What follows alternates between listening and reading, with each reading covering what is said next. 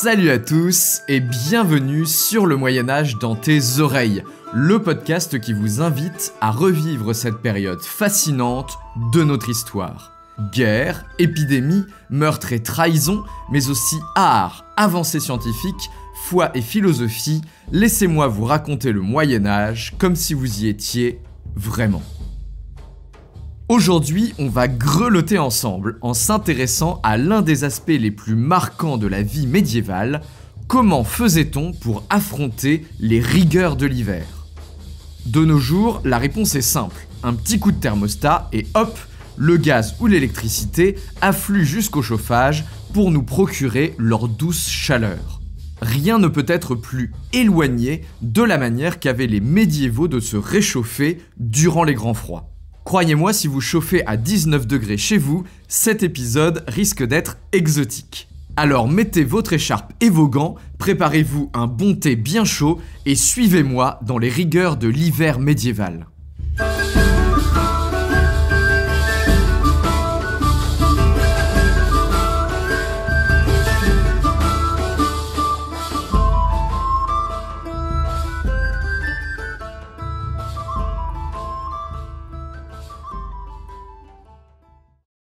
Le sujet dont je vais vous parler aujourd'hui me fascine. J'en ai eu l'idée en découvrant un bouquin d'Olivier Jandot qui s'appelle Les Délices du Feu, qui est sorti en 2017 et que j'ai abondamment utilisé pour préparer l'épisode que vous êtes en train d'écouter. Plus j'avançais dans les recherches, plus j'étais frappé par la distance qui sépare notre mode de vie occidental moderne de celui des gens du Moyen-Âge. Vous le savez, sur ce podcast, j'essaie de vous amener au plus proche de la réalité médiévale, de vous faire ressentir et comprendre à quoi pouvait ressembler cette époque.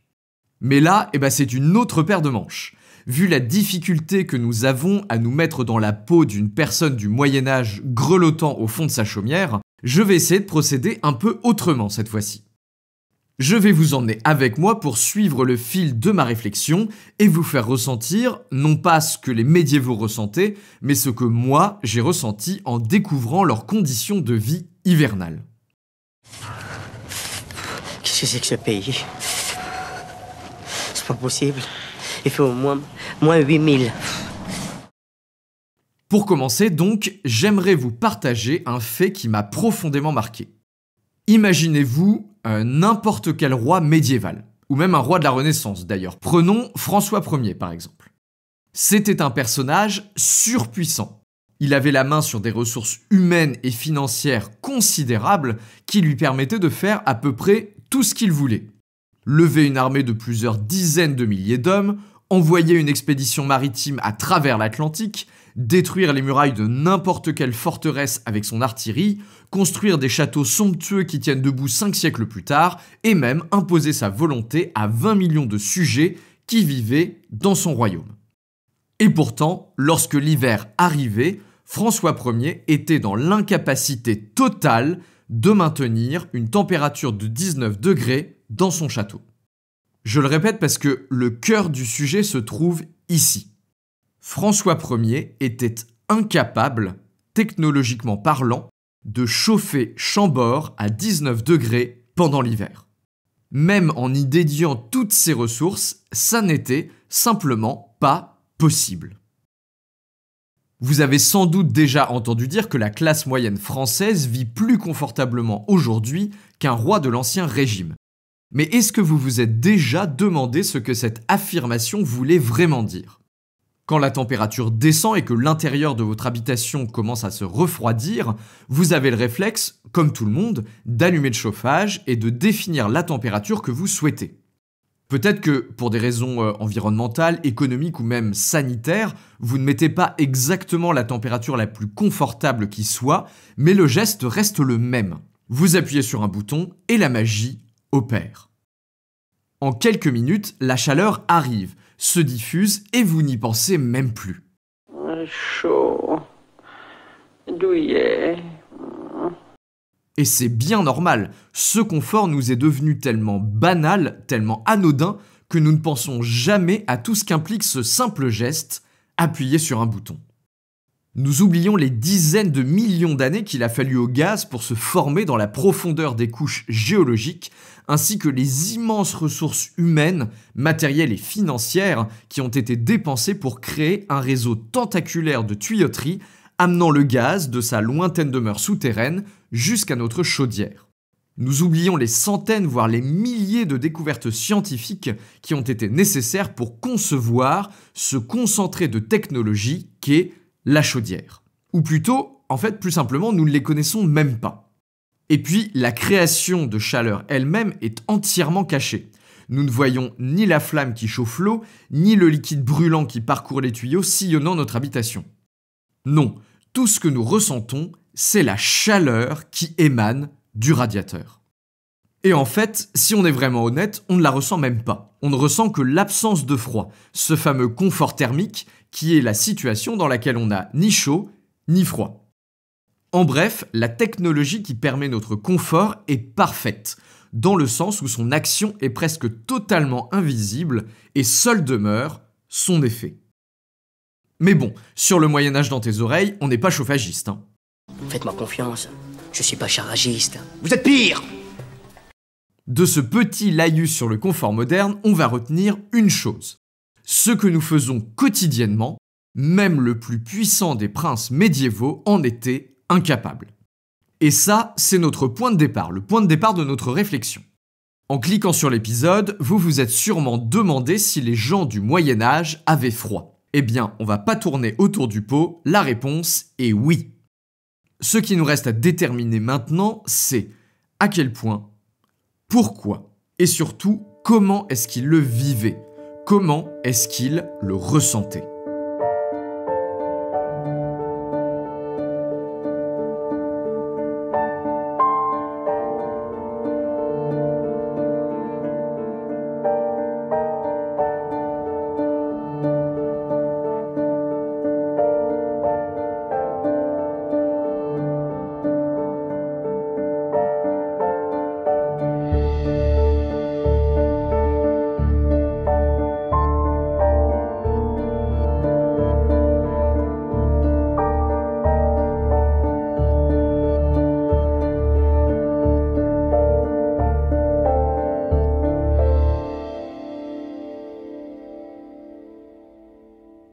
Mais avant de savoir si les gens avaient froid, on peut peut-être commencer par savoir si il faisait froid, déjà. On va donc parler un peu d'histoire du climat. Vous le savez, le climat terrestre a connu plusieurs grandes tendances dans son passé. Il y a 300 millions d'années, par exemple, au début de la période qui s'appelait le Carbonifère, le climat était chaud et il y avait des libellules géantes qui volaient un peu partout. Il y a 300 000 ans, par contre, le climat était plus froid d'environ 5 degrés en moyenne par rapport à aujourd'hui, et les mammouths s'ébattaient joyeusement dans la neige. Tu vois, Mani, je crois que c'est ça ton problème. Il faut que tu te décides à vivre comme les autres mammouths. Que tu te trouves une mammoutesse, que t'aies des petits mammouthos, que tu fasses une... Ça, ce sont de grandes tendances. Mais au sein de ces grands cycles réguliers de refroidissement et de réchauffement successifs, il y a aussi des variations plus faibles qui sont également cycliques. Vous allez me dire, mais dis donc, comment est-ce qu'on peut le savoir, hein, puisqu'il n'y avait pas de thermomètre? Vous êtes malin, vous. Eh bien, c'est là que l'historien peut dérouler tout son jeu. Pour parler du Moyen-Âge, hein, parce que c'est quand même ça qui nous intéresse, on a quand même quelques petites sources qui peuvent nous aider. Déjà, on a l'étude des arbres, ce qu'on appelle la dendrochronologie. En regardant de près les anneaux de croissance des arbres abattus dans le passé, par exemple des poutres dans des châteaux ou dans des églises, on peut reconstituer des séries climatiques en regardant la forme et l'épaisseur des anneaux. On peut savoir comme ça si une suite d'années était plutôt sèche ou plutôt humide, par exemple. Ensuite, on a les carottes de glace. En Antarctique, par exemple, en creusant des trous dans la calotte polaire, on peut retrouver les traces de l'ancienne atmosphère piégée dans la glace. Et ça, mine de rien, ça nous en apprend beaucoup sur le climat du passé. On a également les séries de dates de vendange et de qualité du vin, qui donnent des indications notamment sur la chaleur reçue durant la période de fructification du raisin. Et puis dernier lapin qu'on peut tirer du chapeau, il y a les glaciers. Ces majestueux monuments naturels progressent et régressent en fonction de la température globale et de l'abondance des chutes de neige. Je ne vous donne pas tous les détails, mais en croisant les informations issues de l'archéologie et des textes, on peut reconstituer l'ancienne forme d'un glacier et regarder comment elle a évolué. Assez clairement, si le glacier progresse, c'est que le climat se refroidit, au moins localement, et s'il régresse, c'est l'inverse. Et inversation, bien évidemment. Avec tout ça, on a une idée assez précise du climat médiéval. Grosso modo, entre le 3e et la fin du 9e siècle, le climat était légèrement plus froid qu'aujourd'hui, environ 0,5 à 1 degré de moyenne en moins. Ça peut ne pas paraître beaucoup, mais rappelez-vous des accords de Paris en 2015 qui voulaient limiter le réchauffement à 1,5 degré depuis le début de l'ère industrielle. Et oui, ça fait une sacrée différence. Ensuite, entre le 10e et la fin du 12e siècle environ, le climat se réchauffe d'environ 1 degré pour arriver en gros à ce qu'on connaissait dans les années 50. Puis, on entre dans ce que les spécialistes ont appelé le petit âge glaciaire.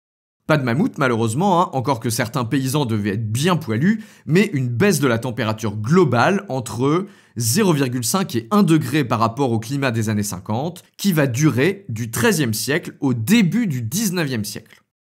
Il y a juste un petit redout durant le 15e siècle, de l'ordre de quelques dixièmes de degrés seulement. Bon, mais qu'est-ce que ça veut dire tout ça, C'est vrai, avec ces histoires de degrés en plus ou en moins, difficile d'y voir vraiment clair.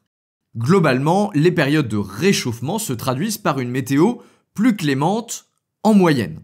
Les étés sont en moyenne plus secs et plus chauds, et les hivers sont plus doux.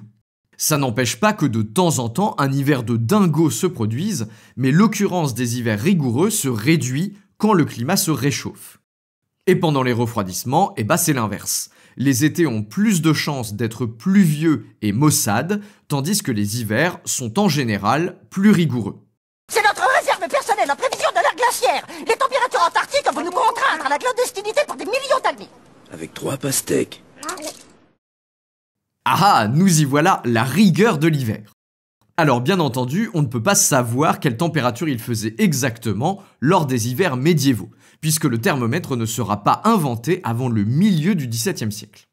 Par contre, on peut essayer de classer les hivers selon la rigueur que les contemporains ont vécue et subie. Pour les Pays-Bas, par exemple, un grand travail académique de 1992 a permis de déterminer que sur les hivers entre 1420 et 1500, 19 hivers avaient été vraiment rigoureux, c'est-à-dire avec des chutes de neige abondantes et de longues périodes de gel. 24 hivers sont classés comme simplement froids, quoi que ça veuille dire, et seulement une dizaine peuvent être considérés comme étant des hivers doux. Alors oui, si vous comptez bien, ça fait pas exactement 80, mais il y a certaines années pour lesquelles on n'a pas de données. Donc sur cette période de 80 années, on a quand même la moitié des hivers qui sont glaciaux ou froids. Ça fait quand même déjà pas mal. Même au moment du réchauffement au cœur du Moyen-Âge, entre le 10e et la fin du 12e siècle, le climat était de toute façon légèrement plus froid qu'aujourd'hui. Pour vous donner une idée, je vais vous parler de quelques hivers marquants. Sidoine Apollinaire, par exemple, qui était évêque d'Auvergne à Clermont, nous a laissé un poème glorifiant l'empereur Majorien, l'un des derniers empereurs romains d'Occident. Il raconte notamment comment, durant l'hiver 448, ce chef de guerre fait sensation auprès de ses troupes en se baignant dans les eaux gelées de la Loire, après en avoir brisé l'épaisse couche de glace à coups de hache. Ça ne nous donne pas d'indication de température évidemment, mais ça nous permet au moins de savoir qu'il devait bien peler au moment où l'Empire romain s'effondrait. Au XVe siècle, donc à l'autre bout du Moyen-Âge, on a fréquemment des récits d'hivers glaciaux. Je vous disais tout à l'heure que 19 des hivers du XVe siècle pouvaient être considérés comme particulièrement rigoureux en Europe occidentale. Eh bien, en 1432 par exemple, le bourgeois de Paris, c'est son nom d'auteur, en fait c'était plus vraisemblablement un chanoine, note dans son journal que la Seine a gelé sur 2 pieds d'épaisseur, c'est-à-dire environ 65 cm. Dans son existence, c'est la 3e fois qu'il voit ce phénomène. En 1408 et en 1421, la Seine avait également été prise de glace. Alors évidemment, son cours était plus faible qu'aujourd'hui et les rives étaient moins artificialisées, ce qui favorisait à la fois un débit moins puissant et une profondeur plus graduelle. Donc ça favorise le fait d'être gelé. Mais tout de même, c'est vraiment impressionnant. Je ne sais pas si vous connaissez par exemple le canal Rideau à Ottawa, sur lesquels les Canadiens vont souvent patiner l'hiver. Eh bien, pour garantir la sécurité des patineurs, la municipalité d'Ottawa n'ouvre le canal qu'après au moins 10 jours de froid en dessous de moins 10 degrés, ce qui permet d'avoir au moins 30 cm d'épaisseur de glace. Donc vous imaginez un peu ce que ça veut dire d'avoir 65 cm de glace sur la Seine. Dans les chroniques médiévales, il est fréquent de lire que le vin gèle dans les tonneaux au cœur de l'hiver jusqu'à les faire éclater. Et puis, il y a même quelques petits éléments exotiques, on va dire.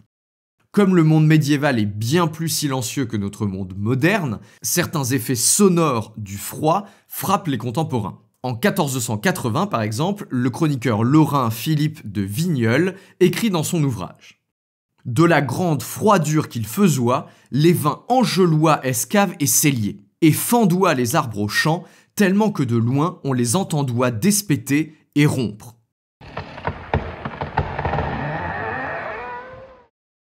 Là, on peut raisonnablement utiliser l'expression de geler à pierre fendre.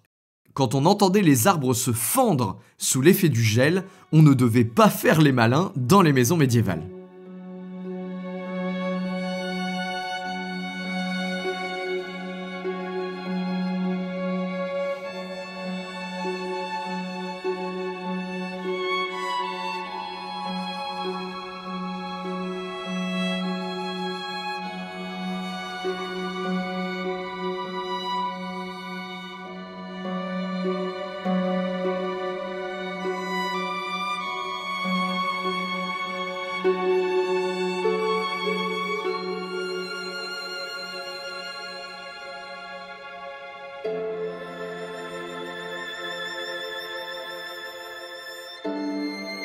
Donc comme vous l'avez remarqué, l'hiver médiéval, surtout au début et à la fin de la période, c'est pas de la rigolade.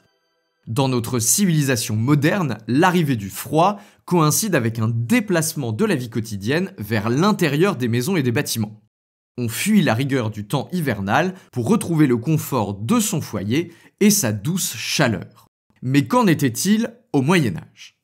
Vous avez peut-être déjà vu certaines illustrations médiévales représentant les activités d'hiver. Par exemple, il existe dans les très riches heures du duc de Berry, qui est un magnifique manuscrit enluminé du milieu du XIVe siècle, une miniature représentant le mois de février. On y voit un paysage enneigé, glacial, dans lequel les hommes s'affairent emmitouflés sous de grandes capes. Sur un côté, l'artiste a représenté l'intérieur d'une maison paysanne avec 2 hommes et une femme regroupés autour du feu. Ils ont relevé leurs vêtements pour mieux profiter de la chaleur, certains ont un peu trop relevé leurs vêtements d'ailleurs, et une expression d'aise illumine leur visage. Des représentations comme celle-là, on en connaît plein, pour la fin du Moyen-Âge en tout cas, tournant autour de la même idée globalement, la chaleur et la lumière du feu qui réchauffe les corps et les cœurs, opposé à un extérieur glacial, mort, qui apparaît comme suspendu. En commençant à travailler sur cet épisode, c'est aussi l'image que j'avais en tête. Je me disais que la saison hivernale était plus calme pour la grande majorité des médiévaux, notamment pour l'écrasante masse des paysans, et que donc la plupart d'entre eux devaient passer l'hiver devant le feu à se réchauffer tout en cousant des habits ou en réparant des outils. Eh bien sachez que cette image est trompeuse, voire même carrément fausse. On va creuser un peu cette question parce que c'est vraiment le nœud du problème.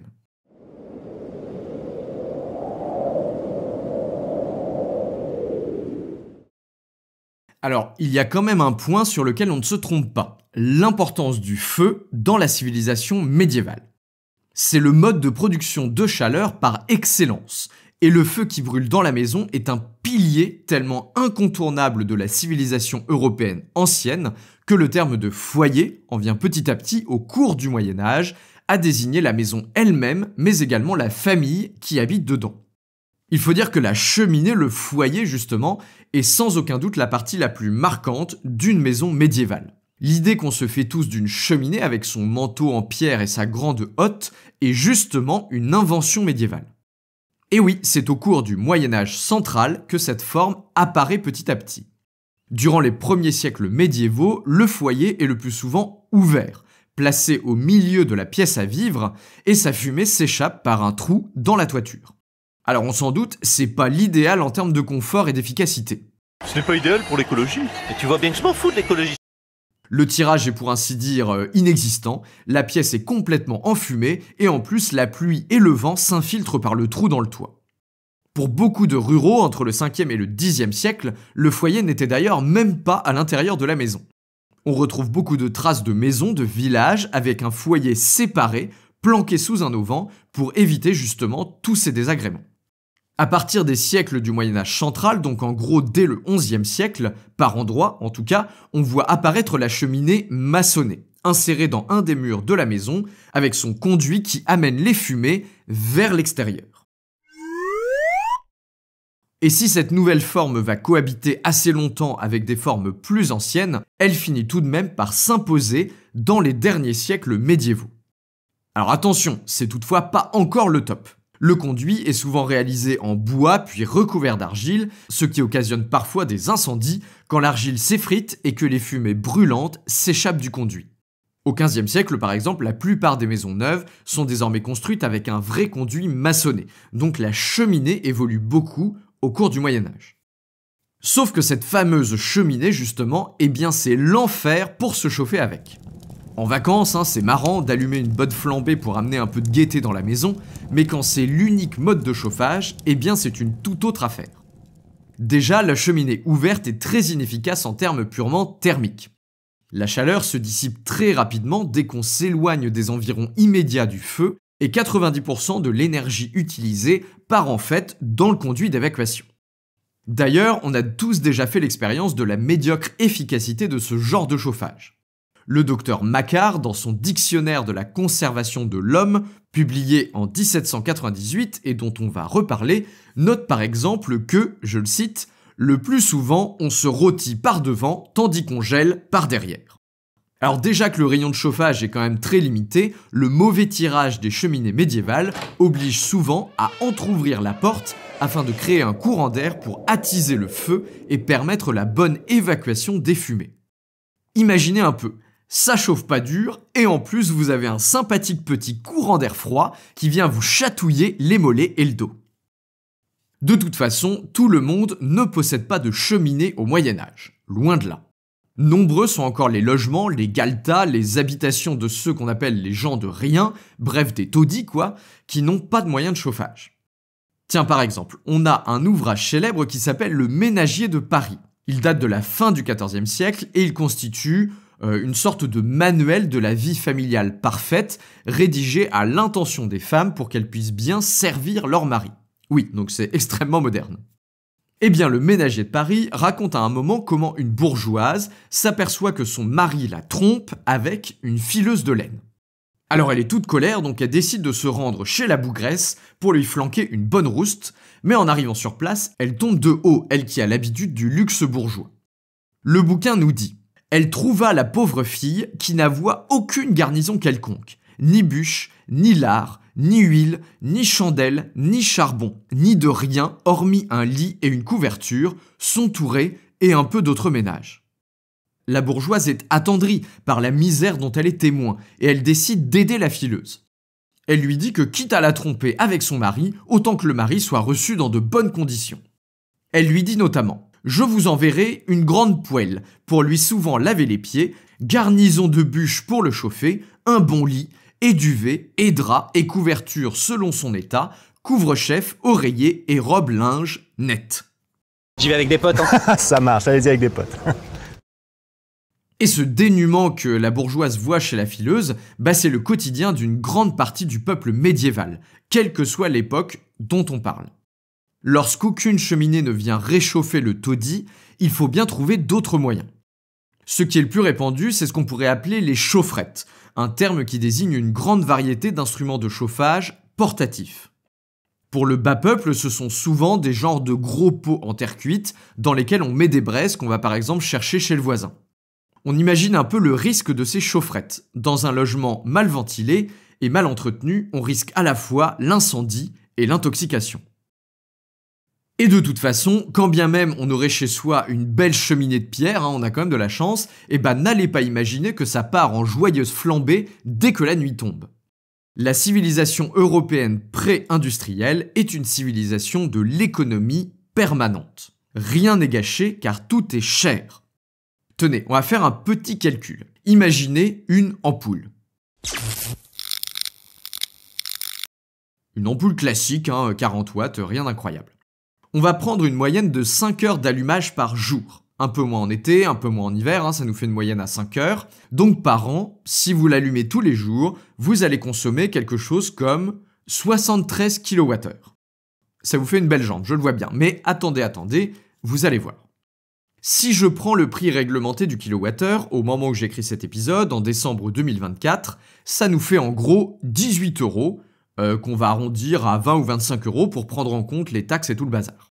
Donc, pour 20 €, vous éclairez votre logement toute une année.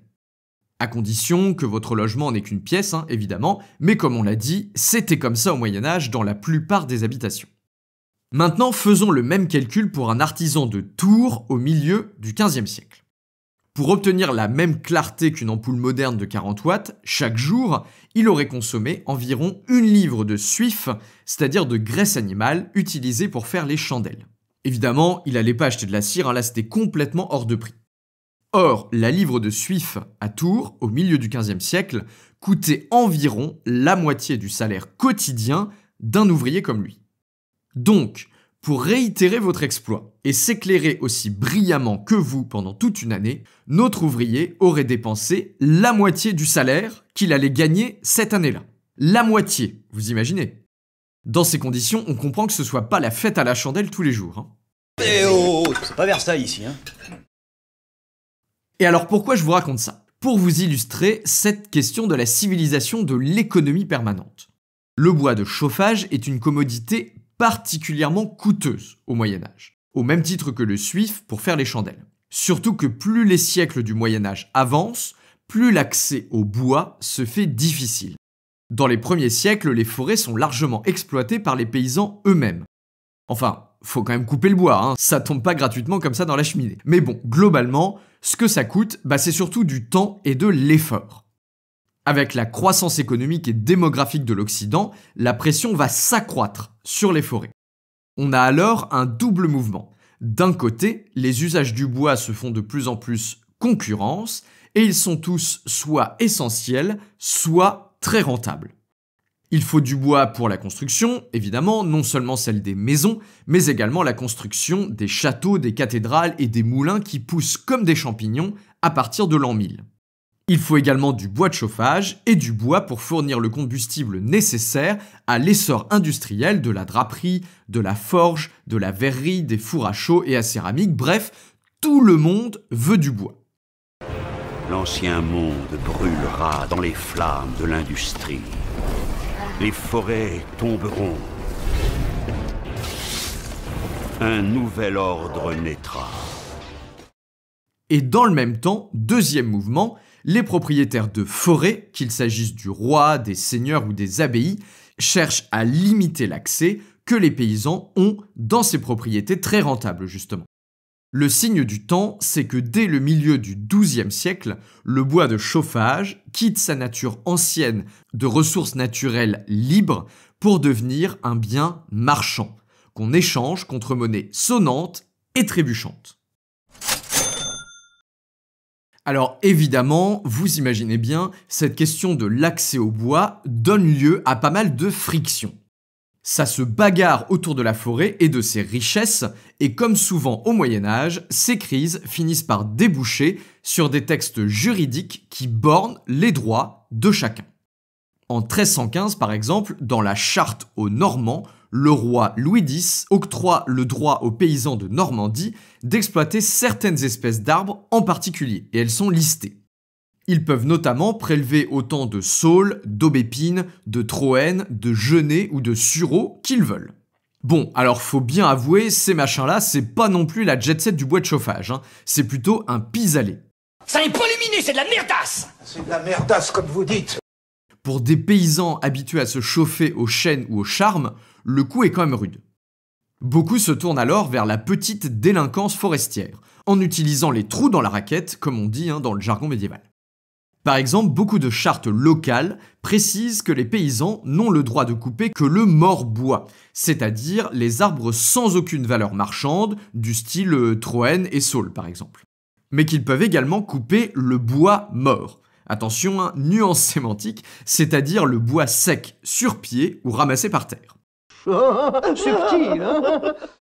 Malin, hein, certains n'hésitent pas à se balader en forêt, comme ça, tranquille, pour faire mourir à petit feu certains arbres tout à fait vigoureux, discrètement comme ça, hein, par exemple en mettant le feu à la base de l'arbre, ou en coupant ses racines, ou alors en lui faisant des entailles, pour pouvoir avoir ensuite le droit de le couper en toute légalité.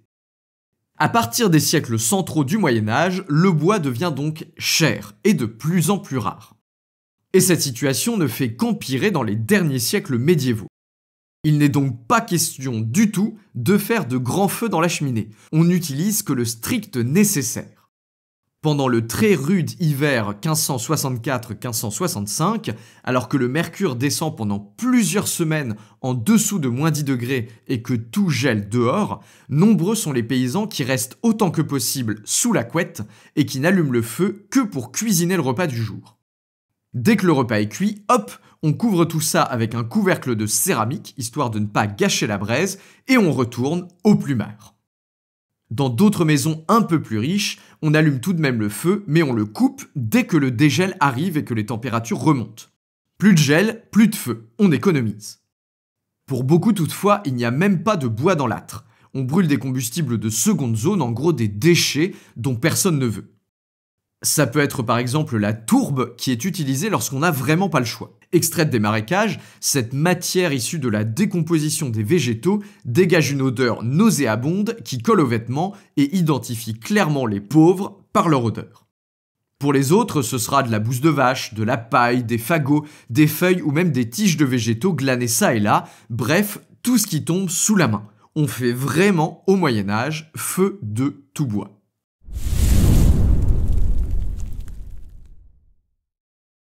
Et pourtant, malgré les risques, malgré les coûts et les désagréments, rien de tout cela n'est réellement efficace. Alors que les maisons médiévales ne sont vraiment pas grandes. À Dracy, par exemple, qui est un ancien village bourguignon qui a été détruit au XVe siècle, la plus grande des maisons mesurait une 60aine de mètres carrés seulement, et la plus petite à peu près une 20aine. La plupart des artisans et des commerçants vivent dans leur atelier, ou plutôt ils travaillent dans leur maison. Tout au long du Moyen-Âge, la norme pour le commun peuple, on va dire, est une grande pièce à vivre, dotée lorsqu'on a de la chance de la fameuse cheminée. C'est dans cette pièce qu'on travaille, qu'on vend lorsqu'on est commerçant, qu'on produit lorsqu'on est artisan, qu'on dort, bref, qu'on vit quoi. L'unique source de lumière est habituellement la fenêtre qui donne sur la rue, encore que parler de fenêtre est quand même un bien grand mot, puisque même à la toute fin du Moyen-Âge, le verre est un véritable luxe. Assemblé en petits carreaux avec des baguettes de plomb, ce que vous pouvez voir sur le visuel de l'épisode par exemple, c'est un ouvrage coûteux que l'on ne trouve que dans les maisons nobles ou bourgeoises. Pour le commun peuple, la fenêtre est plutôt barrée par du papier huilé, par un treillis de végétaux ou même carrément un volet que l'on n'ouvre que pendant la journée. Donc pour l'isolation thermique, on repassera. Mais c'est ignoble chez vous. Comment peut-on vivre dans un courbi pareil ? Dans les maisons les plus aisées, évidemment, tout est assez différent. Enfin, presque tout.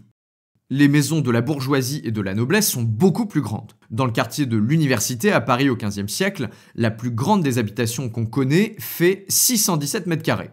Ça commence à être confortable. À Tours, le fameux hôtel de Beaune monte même à 4000 mètres carrés. Ah là, c'est carrément un palace. Avec autant de place, l'intérêt c'est qu'on peut diviser l'espace et surtout spécialiser les pièces. Les grands hôtels particuliers de la fin du Moyen-Âge ont par exemple des chambres privées, séparées des pièces communes. Pour autant, et c'est là-dessus que je voudrais qu'on s'arrête ensemble, ça ne change presque rien. Riche ou pauvre, vivant dans un taudis ou dans un immense hôtel particulier, la réalité de l'hiver est la même pour tout le monde.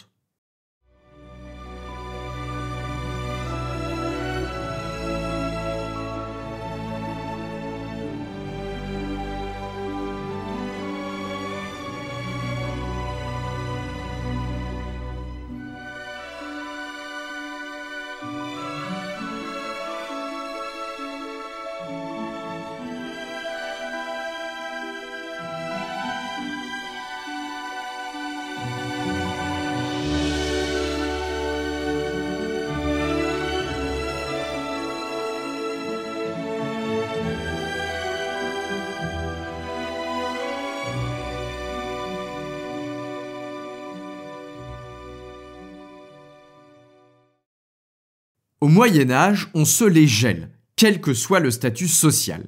Du plus villigueux au plus riche des princes, l'hiver frappe tout le monde avec la même cruauté. Alors, à première vue, ça peut paraître étrange. Après tout, on peut penser qu'un riche prince aurait les moyens de bien chauffer son château, non? Eh bien non, et c'est là le plus important. On va prendre là un peu de liberté chronologique pour rechercher des exemples marquants. Et oui, le problème du chauffage a en fait très peu évolué jusqu'à la fin du XVIIIe siècle. Mais ça, on en parlera plus loin. Donc en fait, les exemples du XVIe, XVIIe, XVIIIe siècle valent aussi pour la période médiévale. En 1608, par exemple, un hiver particulièrement rigoureux frappe l'Europe occidentale.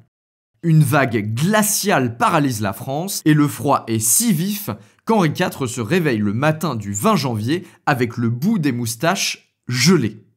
Même en mettant les cheminées au max et en brûlant des arbres entiers, rien n'y fait. Même les demeures des plus riches des princes et bourgeois médiévaux restent désespérément glaciales. Les cheminées et autres braseros ou chaufferettes sont terriblement inefficaces et permettent au mieux de réchauffer timidement les environs immédiats de la source de chaleur. Lorsque le mercure descend à -10 ou -20, ce qui se produit fréquemment l'hiver, ces pauvres défenses n'opposent presque aucune résistance au froid qui s'infiltre dans les moindres recoins de l'habitation médiévale. Durant l'hiver 1564-1565, dont on a déjà parlé, un curé de Provins qui s'appelle Claude Hatton égrène la litanie des maux causés par le gel. Les draps de lit gèlent dans la maison à cause de l'humidité échappée de la bouche des dormeurs. Les crêtes des coqs et des poules gèlent sur leur tête et finissent par se nécroser et par tomber. Le froid est si mordant que l'on voit même la poignée des casseroles geler alors qu'elles sont posées sur le feu. J'ai d'ailleurs trouvé un exemple qui m'a semblé vraiment frappant.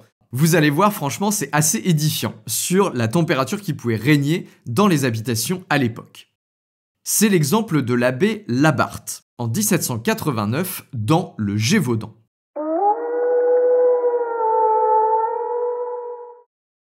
Comme il a eu le bonheur de ne pas être croqué par la célèbre bête, notre abbé a pu consacrer les dernières années à équiper son logement des dernières technologies, le nec plus ultra de la pointe, quoi. Son cabinet de travail dispose d'un bon parquet en bois, les murs sont recouverts de boiseries, il a fait installer une double fenêtre en verre, ça c'est du luxe, et surtout il chauffe ce petit cabinet d'une quinzaine de mètres carrés avec un poêle en fonte, sûrement ce qu'il y avait de plus efficace à l'époque. Donc on est en 1789, retenez bien. Au plus fort de l'hiver, une vague de froid s'abat sur le Gévaudan, et le mercure extérieur tombe à -18 pendant plusieurs jours. Comme notre abbé est d'un naturel assez curieux, il décide de mesurer l'efficacité de tout son investissement avec son thermomètre flambant neuf. Et là, c'est la douche froide, sans mauvais jeu de mots. Tout son investissement n'a servi quasiment à rien. Il relève ainsi une température de 3 degrés dans la pièce, ce qui n'est quand même pas le summum du confort, avec des écarts énormes puisqu'il fait -5 degrés au bord de la fenêtre. Mais bon, il est quand même content parce qu'il gèle partout ailleurs dans sa maison, donc moi, j'appelle quand même ça un succès. Je prendrai pas ce chiffre pour dire que c'est un échec. Ça n'a pas marché. 1789 donc, Vous imaginez un peu la température intérieure qu'il pouvait faire dans les habitations médiévales alors que le poêle à bois n'était même pas encore utilisé en Europe occidentale. En fait, c'est bien simple, il est très fréquent que l'intérieur des habitations médiévales gèle.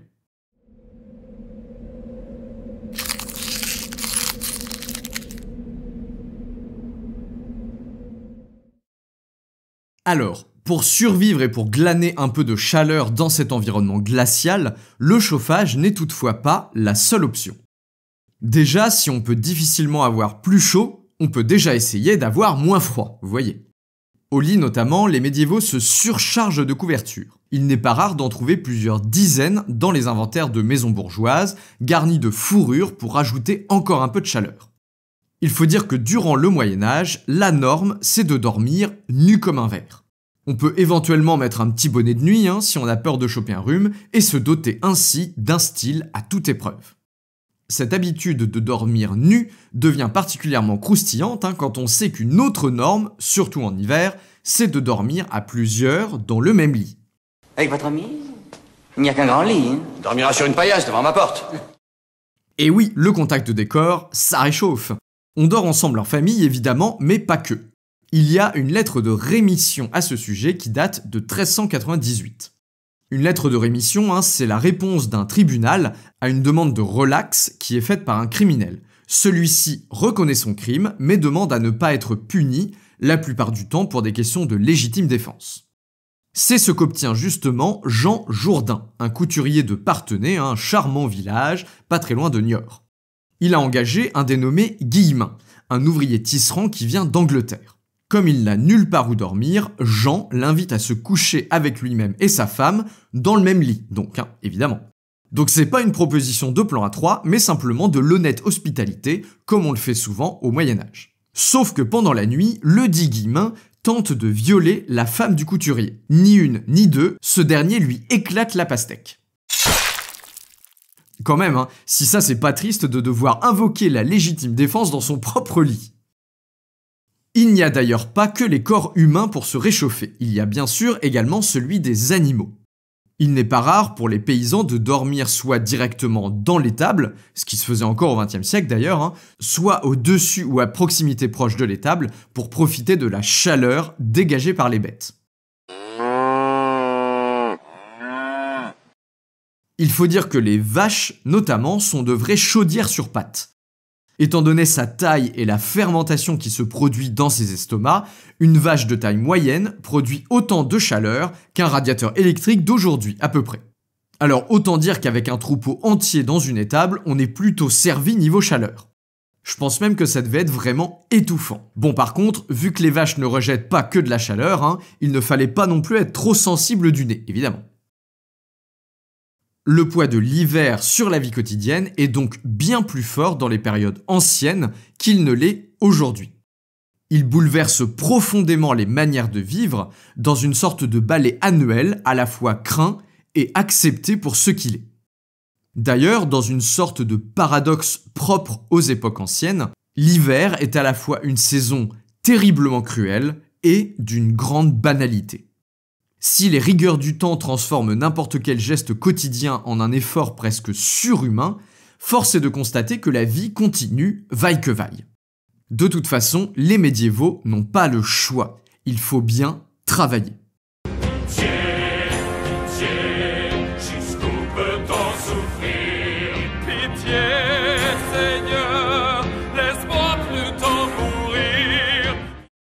Rester chez soi à attendre 3 mois que le beau temps revienne n'est pas une option. Les pèlerins, les marchands, les militaires, les hommes d'église continuent à arpenter les chemins malgré les dangers du froid mordant. Il n'est pas rare par exemple de lire des histoires de chevaux arrivés tout seuls à bon port avec leur maître mort de froid sur le dos. En 1518 par exemple, un pèlerin nommé Jacques Le Sage raconte sa rencontre frappante avec un cardinal qui vient de franchir le col du mont Cenis en plein hiver. Lui et sa suite ont tant souffert du froid et du blizzard qu'ils ne voient presque plus rien à cause du givre qui s'est formé sur leurs cils. Pour ceux qui sortent de chez eux, il n'est pas rare de voir des personnes mortes de froid le long des chemins. Et puis pour tous les autres, il y a la cruauté et la souffrance de poursuivre son travail dans des conditions terribles. Il faut bien par exemple continuer à laver les vêtements dans l'eau gelée des rivières, à aller couper des arbres dans la neige, ou à continuer à tisser et à filer alors que le gel s'immisce dans l'appartement. À Rouen, le début de l'hiver par exemple coïncide avec la haute saison de la pêche en mer Baltique. Donc même par des températures négatives, il faut bien décharger des tonneaux entiers de harengs et les charger sur d'autres bateaux pour aller ravitailler Paris. Et encore, là on parle de métiers physiques. Imaginez un peu tous ceux qui ne bougent quasiment pas. Les universitaires, les hommes d'église, les juges, bref toutes les professions qui passent leur journée assises dans d'immenses bâtiments qui sont le royaume des courants d'air. Vous avez bien, ça fait longtemps que nous n'habitons plus le château, malheureusement. Tant mieux, cette grande baraque inchauffable, merci. J'ai trouvé un exemple rigolo à ce sujet. Il est issu des mémoires de Nicolas de Beille, un homme de loi qui travaille au début du XVe siècle au Parlement de Paris. Le 27 janvier 1408, il gèle à pierre fendre. Une vague de froid glacial s'abat sur toute la France. À Paris, la Seine gèle et on grelotte dans toutes les maisons, du plus misérable des taudis au plus luxueux des palais. Au Parlement, qui donc est la Cour de justice suprême, la situation n'est pas brillante non plus. Nicolas écrit « Il a été si grand froid que malgré que le greffier eut un petit brasero à côté de son siège, l'encre gelait sur sa plume tous les 2 mots, tellement qu'on ne pouvait enregistrer ni travailler aucun acte. »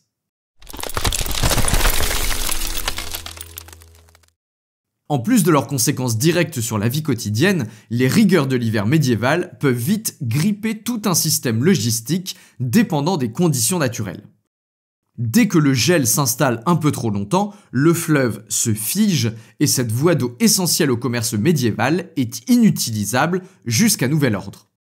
Paris, par exemple, dévore en hiver des quantités de bois faramineuses. Pour 200 000 habitants environ, au début du XVIe siècle, elle consomme 16 000 stères de bois chaque année, l'équivalent de la production d'une forêt comme celle de Fontainebleau.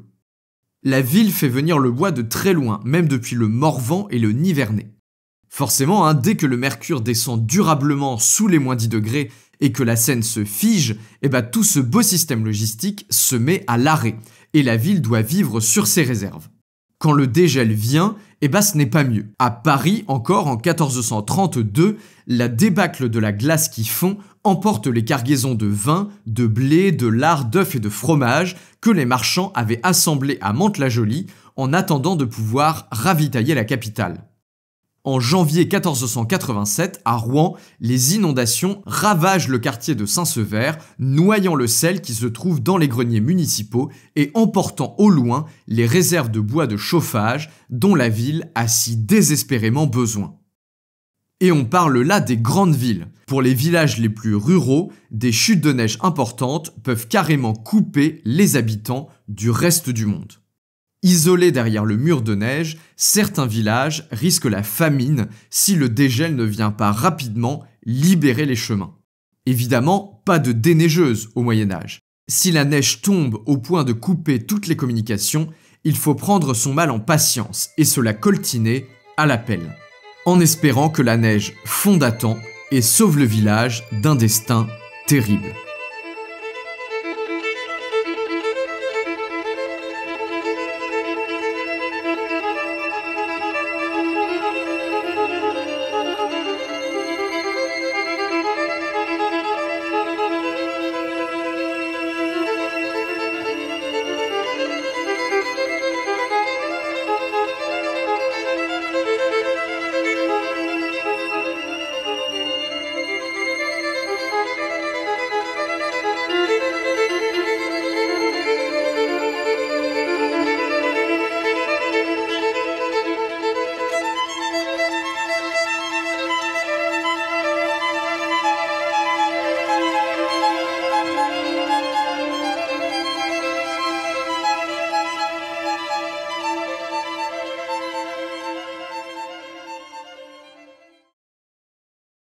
Bon, on a quand même pas mal avancé sur notre enquête, non? On sait maintenant quel climat régnait sur l'Europe médiévale. Plus froid qu'aujourd'hui, de 0,5 à 1 degré, entre 200 et 900, en gros, équivalent au climat des années 50 entre 900 et 1200, puis à nouveau plus froid entre 1300 et 1850, le fameux petit âge glaciaire. De nombreux hivers sur la période n'ont pas été beaucoup plus cléments que ceux qui sont vécus aujourd'hui par les Canadiens. On sait aussi maintenant que pour faire face aux rigueurs de l'hiver, les médiévaux avaient des outils dérisoires. De grandes cheminées, à l'efficacité thermique plus que douteuse, des chaufferettes en terre cuite ou en métal pour tenter de repousser les courants d'air froid qui s'infiltraient dans leur logement. Là, normalement, à ce moment-là de l'épisode, vous devez vous-même être en train de frissonner en découvrant les conditions de vie à l'époque. Et vous vous posez une question bien légitime. Mais comment diable faisait-il? Comment supporter une telle vie, à grelotter chaque hiver sans aucune échappatoire et à vivre dans des habitations gelées? Comment même faisait-il pour simplement sortir du lit le matin, alors que la température à l'extérieur de la couette flirtait certains jours avec le 0? Alors là, on va s'intéresser à l'histoire des sensibilités. Et pour faire ça, on va volontairement, encore une fois, déborder du cadre chronologique médiéval pour parler de la notion de confort. Et oui, c'est quand même ça le nœud du problème. Le confort, déjà, qu'est-ce que c'est ? Eh bien, dans sa définition classique, moderne, on va dire, c'est un état de bien-être matériel. Nein, mein Lieber, ich bin komfortabel. Dans notre situation, c'est évidemment la sensation de chaud et de froid qui est en jeu, mais le confort s'étend à toutes les sensations physiques en fait. Eh bien, ce fameux confort, c'est un concept ultra moderne. Au Moyen-Âge, et en fait même quasiment jusqu'à l'après-Seconde Guerre mondiale, à vrai dire, le concept de confort n'existe tout simplement pas. On a des concepts approchants. Par exemple, on désigne par le terme de commodité ou d'aisance, au pluriel, l'idée d'éléments qui rendent la vie plus douce. Avoir de bonnes bûches dans notre cheminée, de bonnes couettes fourrées sur notre lit ou une étuve bien chaude qui nous attend, ce sont des commodités ou des aisances dans le vocabulaire médiéval. Pour autant, ce n'est pas le confort. Même avec ces éléments, on grelottait quand même chez nous. On peut même aller plus loin. Aujourd'hui, on oppose le confort à ce qu'on appelle la première nécessité. Le confort est vu comme la situation normale dans laquelle on peut se chauffer, se loger et manger autant qu'on veut, tandis que la première nécessité désigne l'état minimal de ce que la société accepte pour ses membres. Et ce qui est rigolo, c'est que le terme même, première nécessité, semble impliquer qu'il s'agit de besoins vitaux. Or, vous l'avez sans doute remarqué tout au long de cet épisode, ce que notre société considère comme de la première nécessité n'existait même pas dans les demeures les plus riches du Moyen-Âge. Hormis la nourriture, qui était très abondante chez les médiévaux les plus riches, la température que nous estimons aujourd'hui minimale durant l'hiver dans un logement n'était même pas atteignable.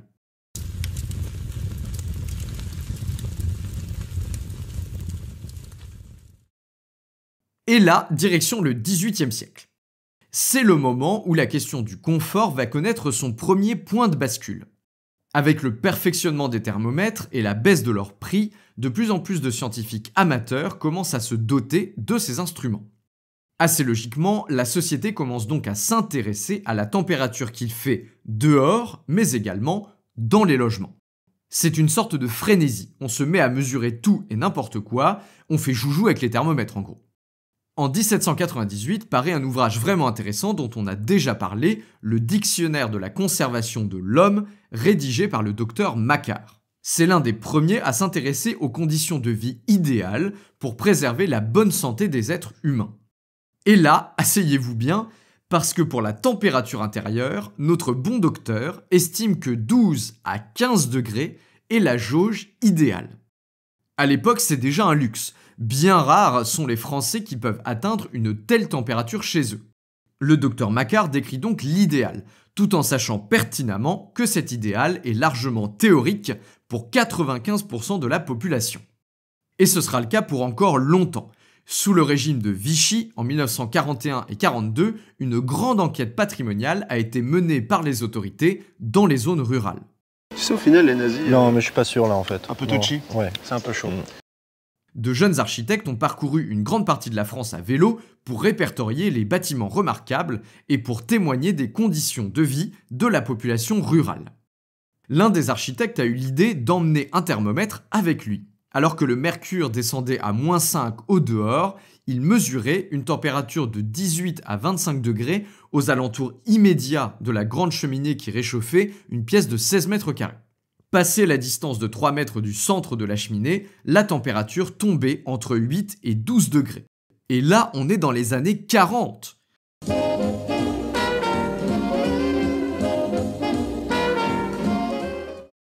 On voit que la réalité de la vie quotidienne n'a quasiment pas changé depuis l'époque médiévale, malgré le développement des technologies de chauffage. La réalité, c'est que les médiévaux ne ressentaient pas la température comme nous pouvons le faire. Évidemment, ça paraît un peu péremptoire de le dire comme ça, On est bien entendu totalement incapable de savoir ce qui se passait dans la tête d'une femme ou d'un homme médiéval. Mais on peut essayer de le reconstituer en utilisant les sources à notre disposition. Alors déjà, sur la question du confort thermique en tant que tel, les températures auxquelles nous chauffons aujourd'hui nos intérieurs apparaîtraient étouffantes aux médiévaux. On le sait parce qu'à la fin du XVIIIe siècle, un certain François Cointreau, rien à voir avec l'alcool, qui était architecte, a fait une série d'expériences sur la température des logements. Il a notamment placé des gens dans son appartement à différentes températures pour tenter de trouver celle qui lui occasionnait le meilleur confort. En chauffant à 20 degrés, les réactions étaient très vives. Les jeunes enfants se trouvaient mal, carrément, et cherchaient à ouvrir les portes pour chercher un peu d'air frais, et même les adultes témoignaient d'un véritable inconfort. Je transpire des pieds. Une autre source qui nous est précieuse pour rechercher cette idée du confort thermique, ce sont les réactions face à une invention médiévale, le poêle à bois.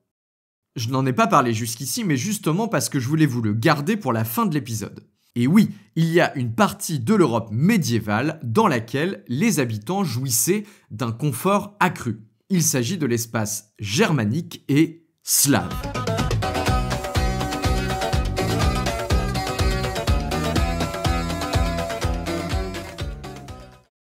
Dans ces contrées où le climat est naturellement plus rude, on commence à voir apparaître dès le XIe siècle les ancêtres des poêles modernes.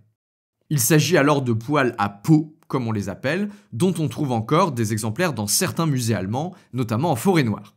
Ils sont constitués d'une sorte de dôme d'argile dans lequel sont insérés des pots en terre cuite, un peu genre pot de fleurs, vous voyez. Vers la fin du Moyen-Âge, ce poêle évolue pour adopter la forme qu'on lui connaît aujourd'hui, celle du poêle en carreau de faïence, typique d'Allemagne, d'Alsace et d'une bonne partie de l'Europe centrale. Et sur ce fameux poêle, justement, on a un petit texte rigolo qui a été écrit par le fameux Erasme, l'humaniste le plus connu de la Renaissance. On le trouve dans son éloge de la folie, au chapitre qui parle des auberges. Il raconte comment il a découvert les auberges allemandes avec leur fameux poêle. Écoutez un peu.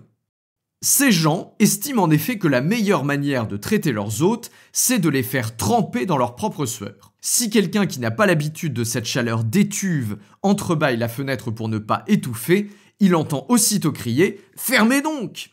Et s'il répond « Mais je n'en puis plus !» on lui rétorque « Cherchez donc une autre auberge !» On est donc en 1509 et Erasme découvre la culture allemande. Et ce n'est pas le premier. En 1451, Gilles Le Bouvier, qui est un écrivain français, écrit son livre de la description des pays. Et voilà ce qu'il dit sur les pays germaniques. Pour le froid qu'il fait, est-ce Allemagne l'hiver, ils ont fourneaux qui chauffent par telle manière qu'ils sont chaudement en leur chambre, et l'hiver, les gens de métier y font leur besogne, et y tiennent leurs enfants et leurs femmes, et ne faut guère de bois à les chauffer. Et les nobles, et gens de guerre et autres gens oiseux, y sont pareillement à jouer, chanter, boire et manger, et passer le temps, car ils n'ont autre cheminée. On imagine l'ambiance dans les auberges, avec toutes sortes de joyeux lurons regroupés dans une salle surchauffée, à descendre des canons de bonne bière allemande du matin jusqu'au soir.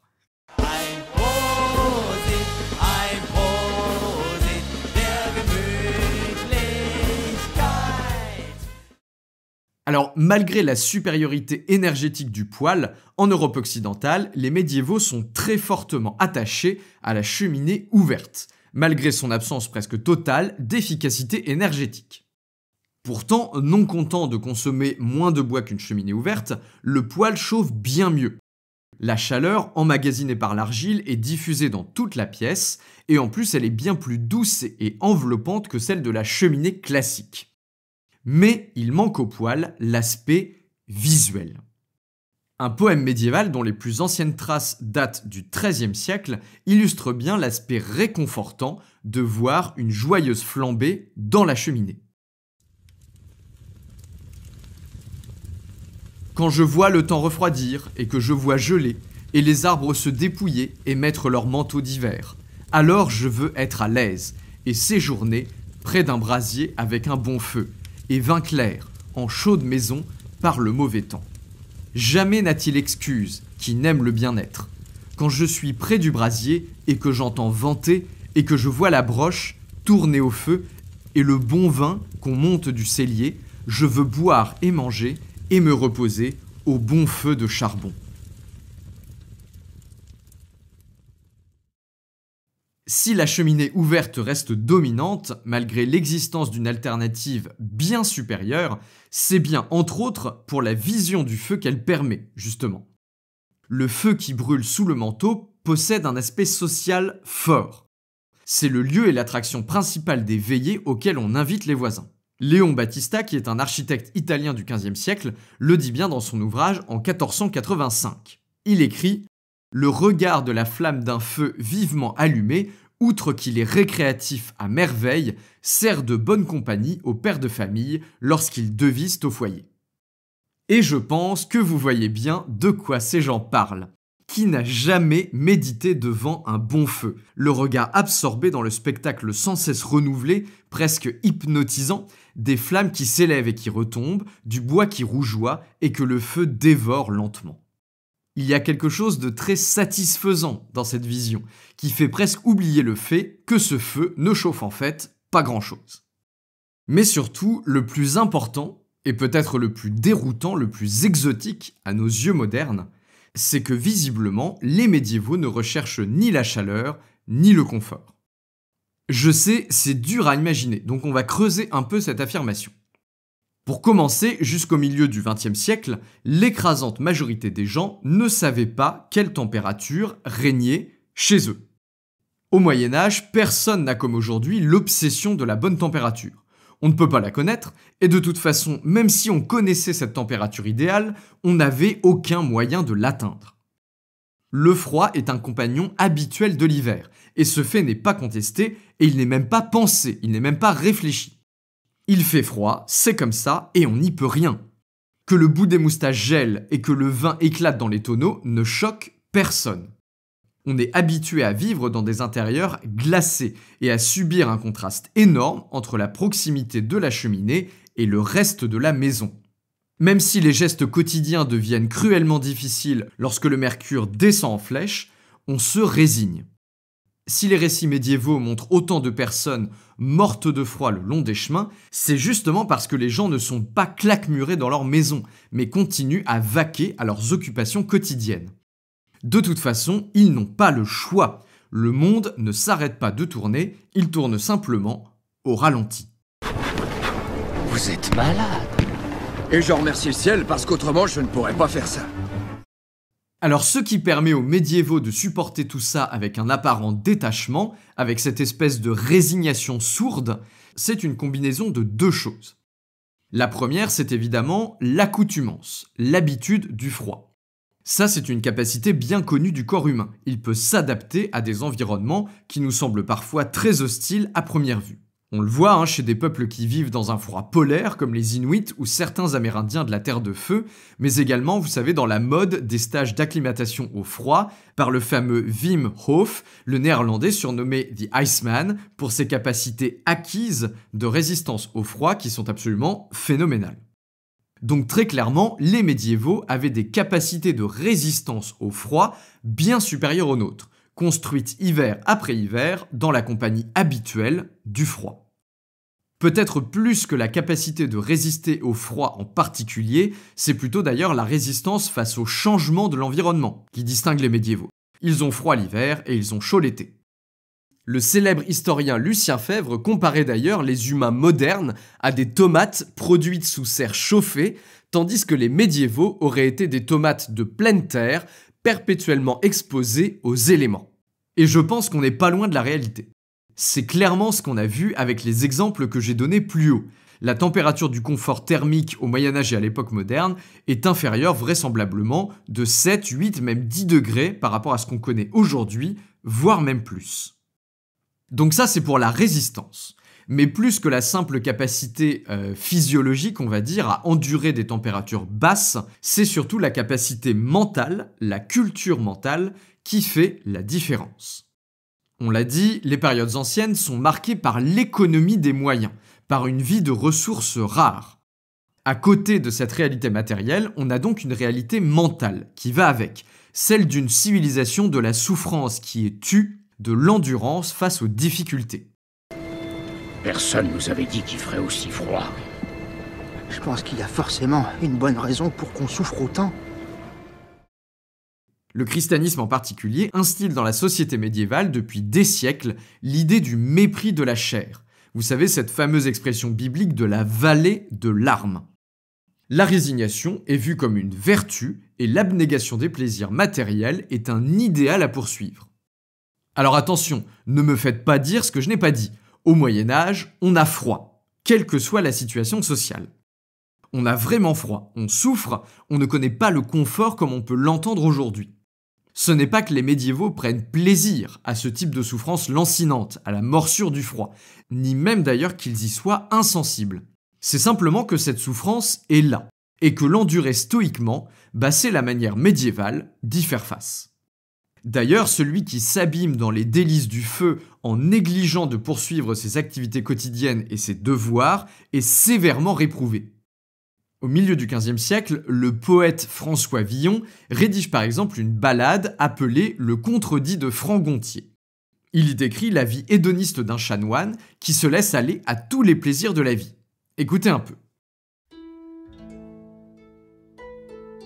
Sur molle duvet assis un gras chanoine, lais un brasier en chambre bien attée, à son côté gisant dame Sidoine, blanche, tendre, polie et atteintée, boire Hippocrate, à jour et à nuitée, rire, jouer, mignonner et baiser, et, nu à nu, pour mieux décor saisé, les vit tous deux par un trou de mortaise. L'orge connut que, pour deuil apaisé, il n'est trésor que de vivre à son aise. On sent bien la critique acerbe dans cette pitrerie. Vivre à son aise, comme le dit le poète, ce n'est pas jouir d'un confort normal, mais plutôt s'amollir dans des plaisirs qui masquent la réalité d'une vie qui doit se vivre à la dure. On a la même vision dans La Nef des Fous, dont on a déjà parlé dans l'épisode sur Noël. Son auteur, le chanoine de Bâle, Sébastien Brandt, dénonce dans ce long poème tous les travers, tous les paradoxes de la société dans laquelle il vit, en brodant sur cette idée médiévale d'un navire dans lequel on mettrait tous les fous de la ville pour les envoyer au loin. Dans cette satire, il parle notamment du fainéant qui passe l'hiver au chaud, écoutez un peu ces quelques vers. Il ne sert à personne, et pendant tout l'hiver, il se réchauffe à l'âtre, en grillon du foyer, et ne fait que dormir. Bon, dernier exemple et on s'arrête là. Si les médiévaux ont une endurance incroyable au froid et à la souffrance, ils n'en endurent pas moins les engelures et autres symptômes graves de l'hypothermie. C'est simplement que cette souffrance est habituelle, connue et acceptée. Les engelures sont un mal commun dont tous ou presque sont amenés à souffrir sans que cela choque qui que ce soit. L'exemple dont je veux vous parler est celui rapporté par le médecin Catin, pas de bol sur le nom, qui exerce en Bourgogne à la fin du XVIIIe siècle. Pendant le très rude hiver 1788-1789, pendant que l'abbé Labarthe du Gévaudan fait ses petites expériences avec son thermomètre, vous vous souvenez, lui, il écrit « Il est difficile de concevoir les maux qu'enduraient les pauvres meuniers, nuit et jour, soit en cassant les glaces qui s'attachaient aux roues de leurs moulins, soit en les cassant dans leurs écluses pour donner cours à l'eau qui arrivait. J'ai vu plusieurs de ces malheureux avoir les doigts des mains et des pieds complètement gelés, au point qu'ils tombaient en gangrène, longtemps après, faute d'y avoir fait attention dans le moment. » Et oui, les icebreakers au XVIIIe siècle, c'était pas de la rigolade. En tout cas, c'était de rudes gaillards, ces meuniers à la veille de la Révolution. Les engelures sont tellement normales, banales même dans leur métier, qu'ils n'y font même plus attention. À quoi bon de toute façon, puisque demain, il faudra recommencer à casser la glace.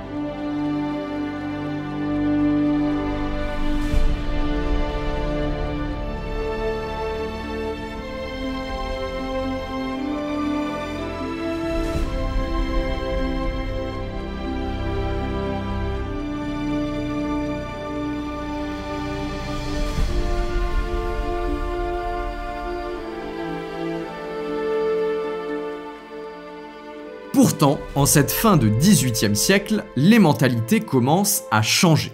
En même temps que la société occidentale amorce sa première industrialisation, la vision portée sur le chauffage et la température montre de premiers signes d'évolution. Déjà, on voit de plus en plus d'ingénieurs, d'architectes et de médecins s'intéresser à la meilleure manière de chauffer les logements et à la bonne température qu'il faut entretenir à l'intérieur. Dans les constructions neuves, en tout cas les plus bourgeoises, l'intégration d'une cheminée par pièce devient la norme. Le poêle progresse en partie grâce à cette nouvelle demande de chaleur, en partie aussi parce que le bois se fait de plus en plus rare et qu'il faut d'autant plus l'économiser ou alors se chauffer avec du charbon minéral, du charbon de terre. Signe des temps, en 1784, lors d'un hiver particulièrement rigoureux, le roi de France, Louis XVI, s'émeut de la détresse des pauvres gens qui ne peuvent se procurer du bois dont le coût a triplé à cause de l'énorme demande.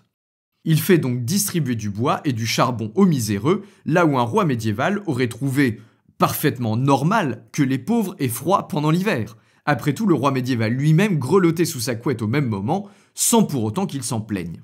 Le concept de confort n'en est encore qu'à ses balbutiements, mais il va se développer en même temps que la technologie. C'est notamment l'industrie du coton qui va être la pionnière dans ce mouvement. Pour assurer la température et le taux d'humidité idéal pour que la fibre de coton obtienne les meilleures caractéristiques techniques, les industriels britanniques commencent, dès le milieu du XVIIIe siècle, à chercher des moyens de chauffer leurs ateliers convenablement. Dès les années 1790, certains théâtres en Grande-Bretagne commencent à leur tour à profiter de ces innovations en termes de chauffage central. Chauffer un théâtre, voilà qui aurait semblé tout à fait inutile à n'importe quelle personne du Moyen-Âge.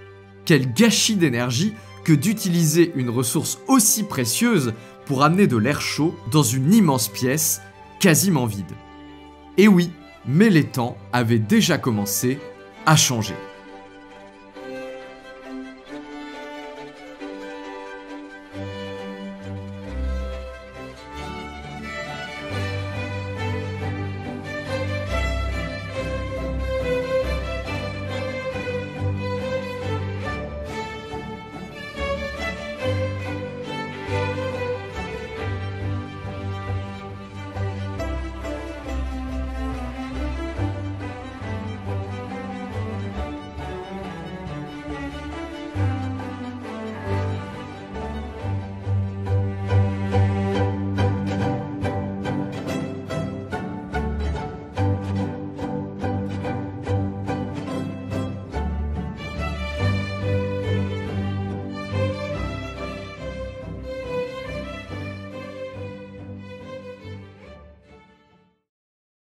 Merci à tous d'avoir écouté ce nouvel épisode du Moyen-Âge dans tes oreilles. S'il vous a plu, n'hésitez pas à liker, à commenter et à partager sur les réseaux sociaux et à me suivre sur Instagram et Facebook. Comme d'habitude, vous trouverez la bibliographie ainsi que la liste des morceaux de musique utilisés dans la description de l'épisode. Pour le prochain épisode, nous allons plonger en pleine Silicon Valley médiévale pour découvrir le parcours tortueux d'un homme exceptionnel, dont l'invention allait changer le monde. Vous connaissez tous son nom, mais connaissez-vous sa véritable histoire ? Prenez soin de vous abonner au podcast si vous ne voulez pas rater le prochain épisode sur Johannes Gutenberg, l'inventeur de l'imprimerie. À la prochaine!